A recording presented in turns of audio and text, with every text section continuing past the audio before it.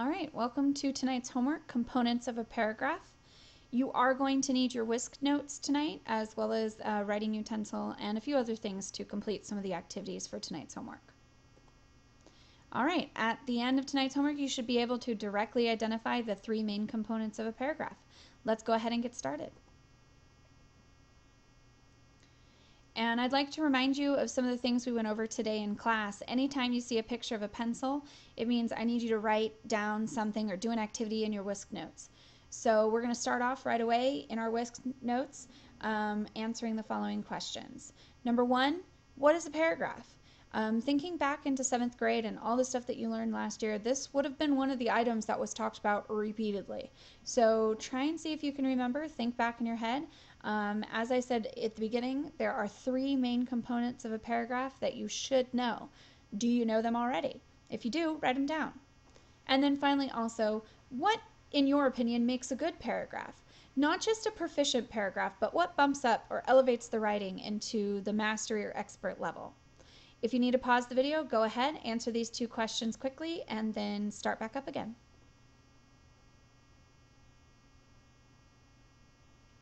All right, coming back to your whisk notes again, I would like for you to write down in note form the following definitions.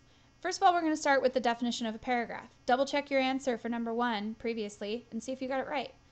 A paragraph is just simply a group of sentences that are all about one main topic.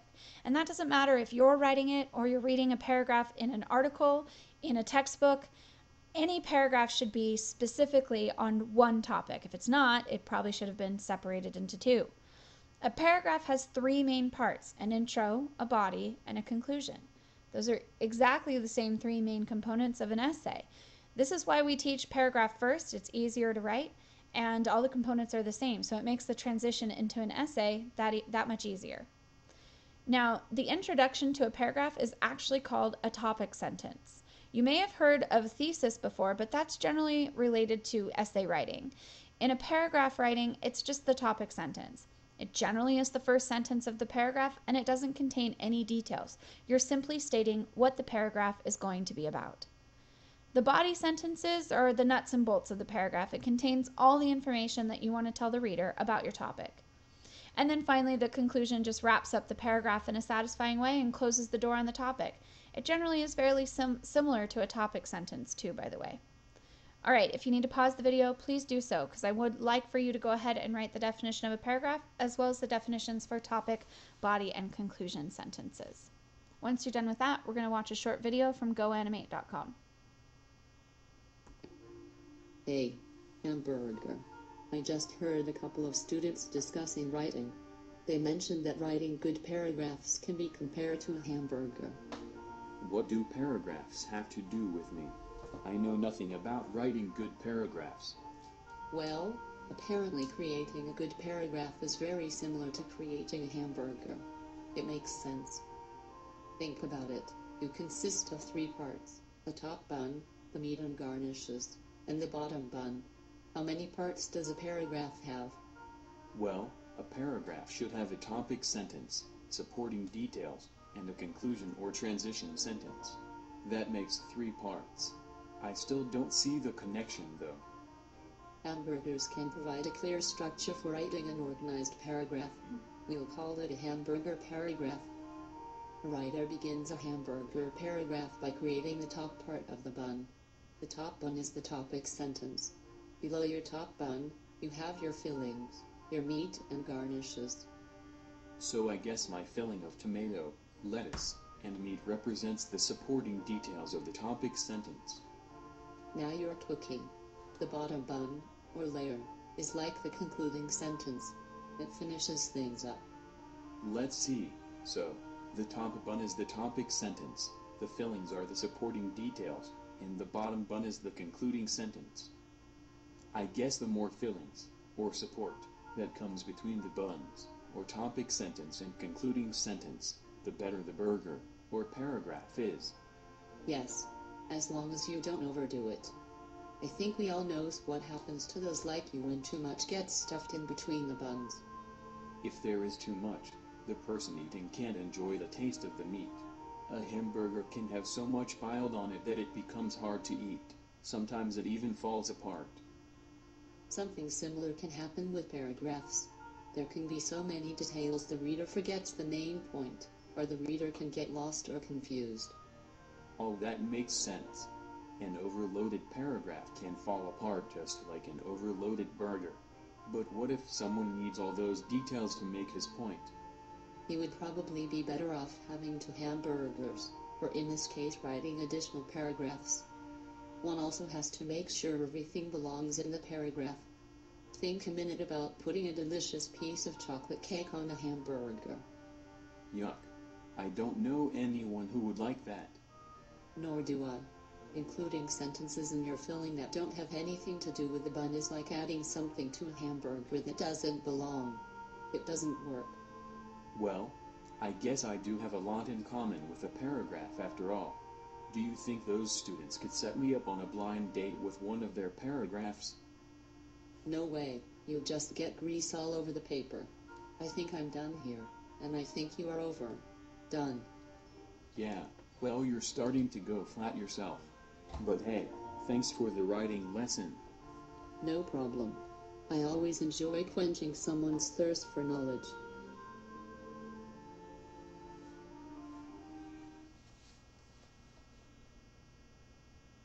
All right, so stay tuned for the end of tonight's homework for more information about GoAnimate. Okay, for this particular part of the homework, the activity I'd like for you to do in your WISC is just to write down 3 things that you notice that are different between the Mastery and the Proficient Paragraph. You don't even have to start reading the paragraphs quite yet to be able to identify one of the biggest differences. Obviously, one is shorter than the other, but why is it? Why is it shorter?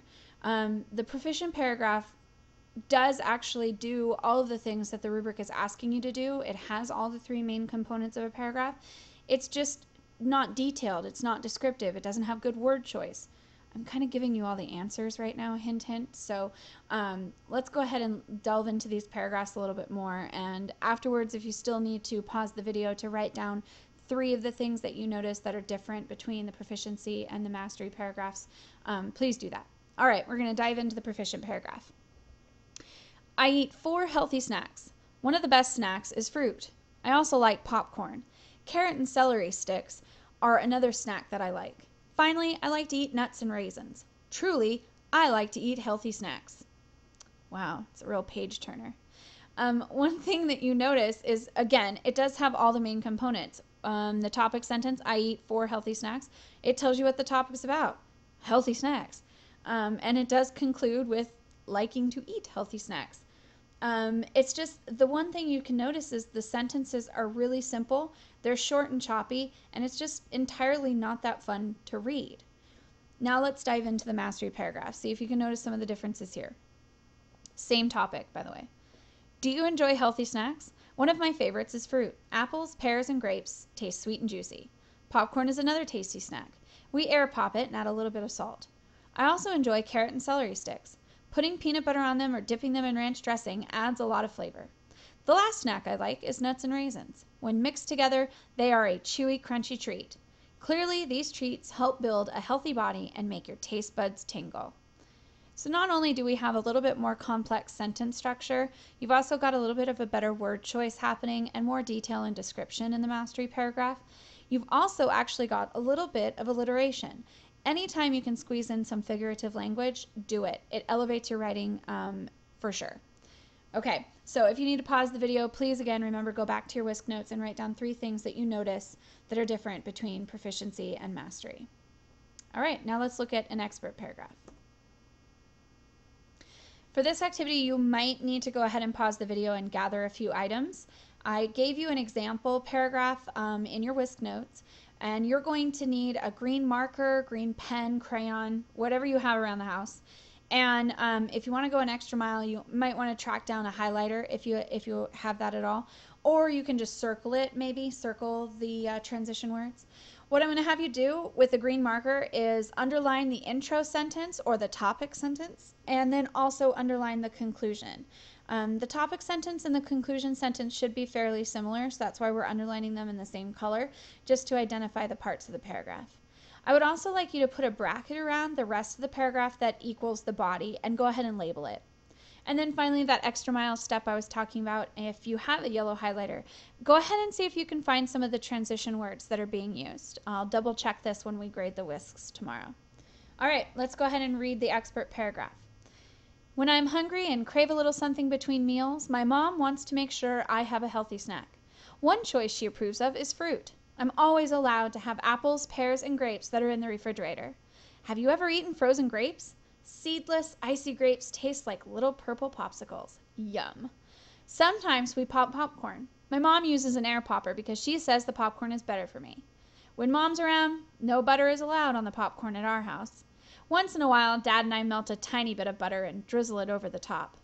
Another snack Mom goes for is carrots and celery sticks. When I dip them in ranch dressing or peanut butter, they are quite tasty.